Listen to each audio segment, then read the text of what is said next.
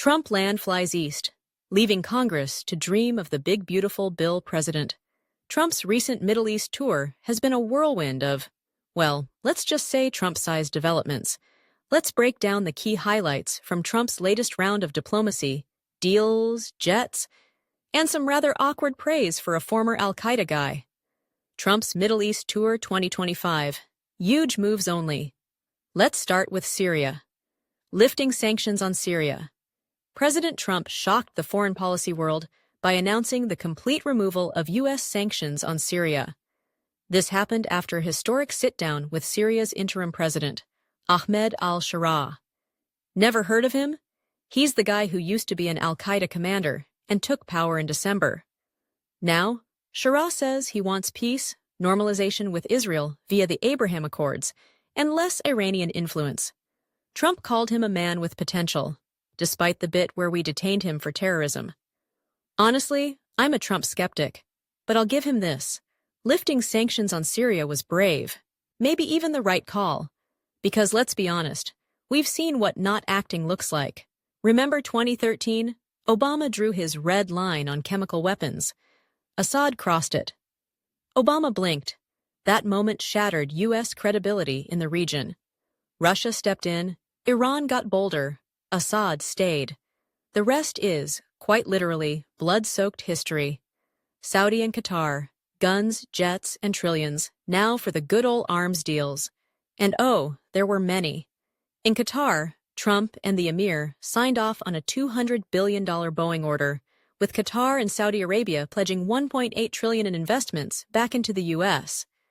That's military, tech, oil, all wrapped in shiny flags and a lot of air conditioning. It's capitalism, baby, Middle East style. Qatar's gift, Qatar Force One. And then, Qatar gifted Trump a $400 million luxury Boeing jet to replace the current Air Force One. Yes, really, it's already being nicknamed Qatar Force One. Classy. Ethical? Probably not. Legal? Who knows? But Trump brushed it off, calling the current plane outdated and praising Qatar's fleet like a guy trying to upsell you on a used car lot.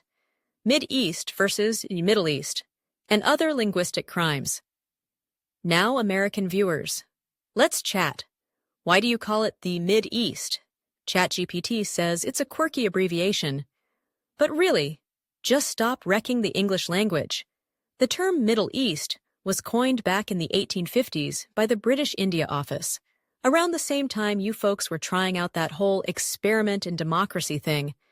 It was part of a triplet: Near East, Middle East, Far East.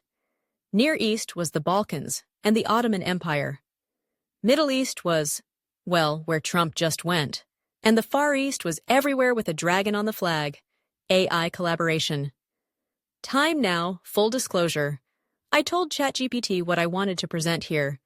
Then I added humor. Sorry, humor for my American friends.